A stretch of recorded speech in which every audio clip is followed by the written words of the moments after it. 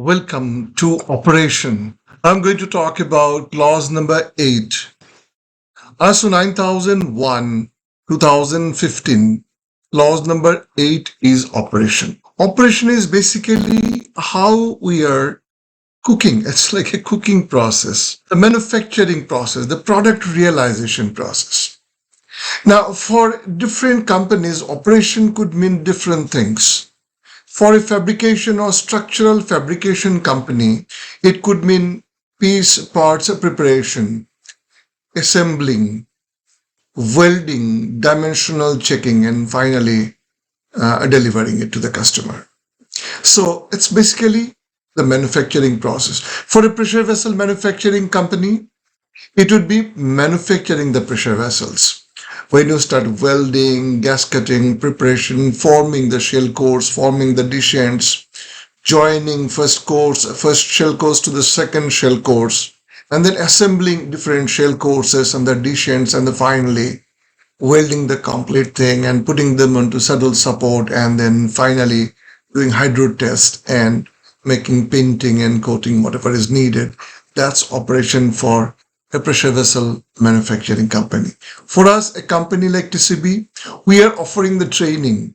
So the training, giving the training, realizing the training, offering the training, conducting the training is our operation, right? So for a trading company, buying the material, storing and selling it to the customer, delivering it to the customer is the operation process for them.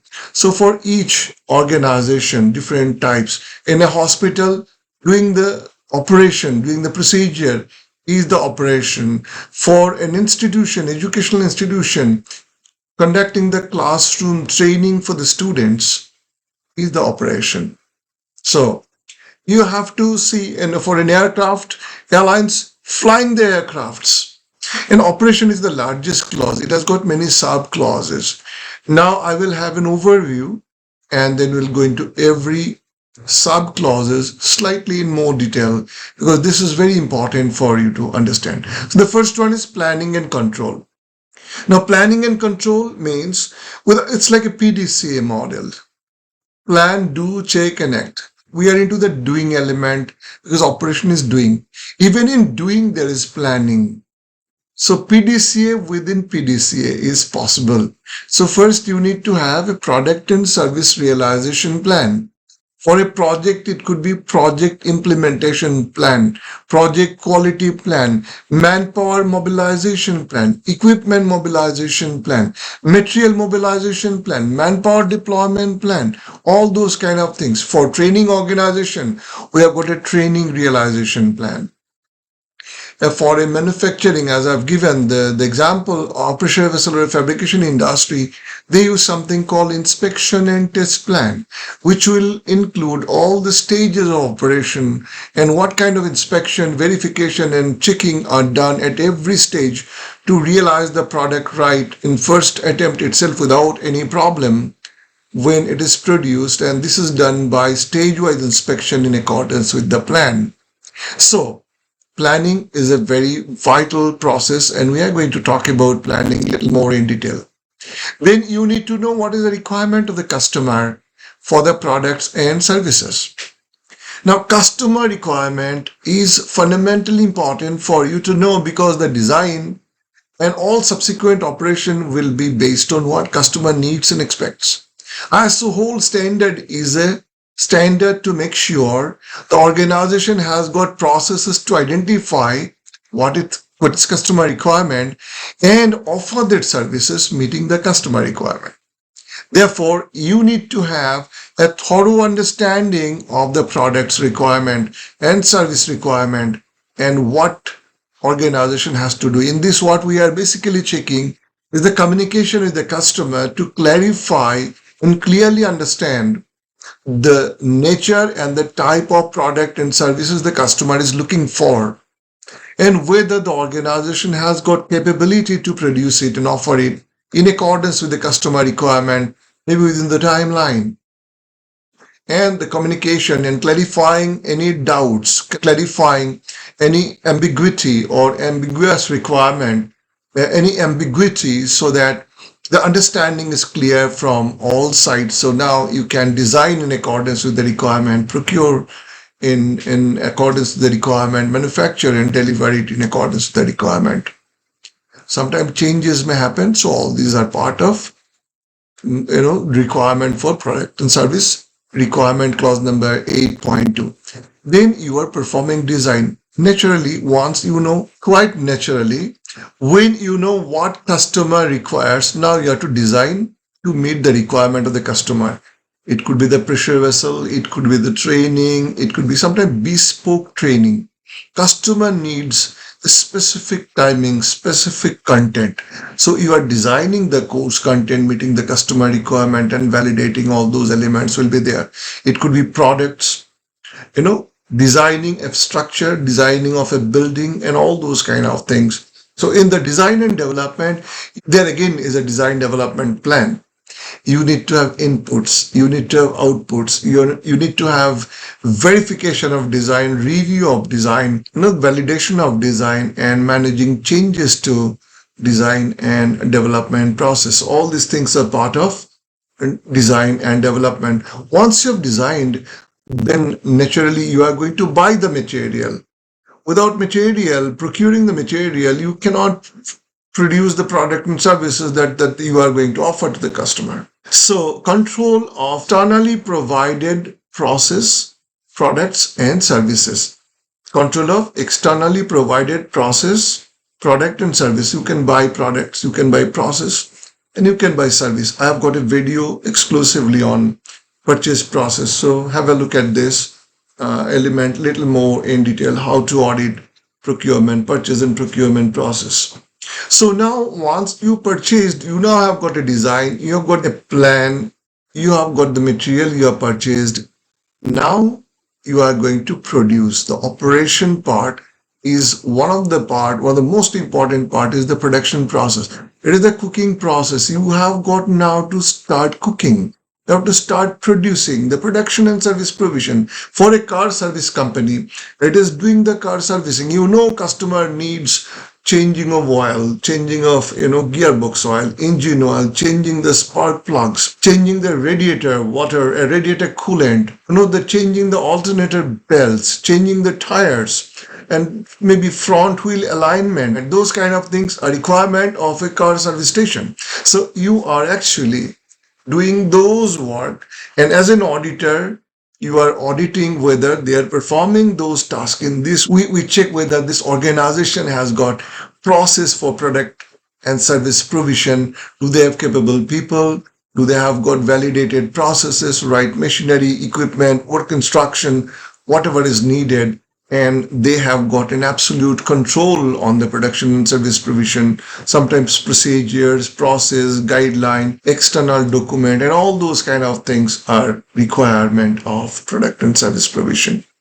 You need to have possibly validated process. For example, welding is a validated process. Welding is a process that needs validation. It's a special process. Casting is a special process which needs validation before they are applied in real life. So once you have done this production, once you have produced, you have to now check whether the product meets the requirement or not. There's a verification of the product that all the requirements are okay.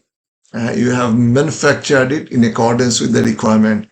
So they are going to be released, product and service release. For us, sometime in a training organization, what we do, release of the product and services is basically release of training certificates.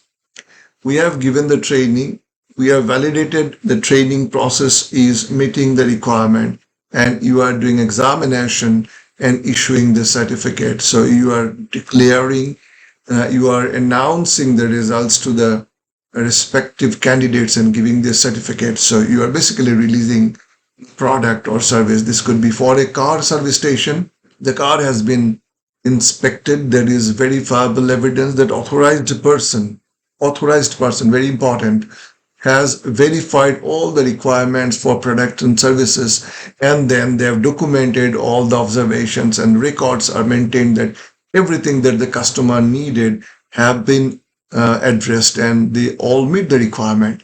Now this can go to the customer. So you just ensure that you deliver it to the right customer. Yesterday, I had given my, the computer for servicing. They were very interesting. I was auditing actually when I was looking at how they are doing things. They have, I didn't have the receipts with me. I said, you can check from my number itself. I wanted to see how effective their system is. Yeah, you are Mr. Ray. Very good. Can I have your identity card? And this is where you are going to pay. And this is where you are going to sign that you receive the product. Tomorrow, no one can. The real Ray cannot go. And I am a dummy, for example, just for fun, I am giving the example. Someone else in the name of Ray has gone and collected this. They cannot give it. So they have verified my identity by the civil ID.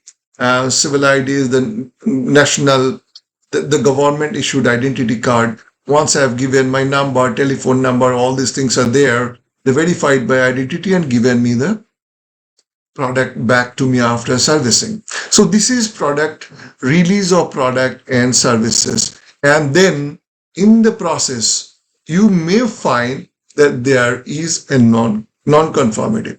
Now in the process of inspection, you may find there is a non-conformity, non-fulfillment of a requirement. Some of the requirements have not been fulfilled. Let me give an example here. I gave my car for servicing and this was taking much longer time than they promised. And they said, when I've gone, they said, you have to pay around 40, 45 quid dinar more. I said, why? They said, we had to change your spark plugs. I said, gentlemen, it was not required for you to change. And if you have changed it, why did you not confirm me? And I find within 40,000 kilometers, it is free service that you are supposed to replace this.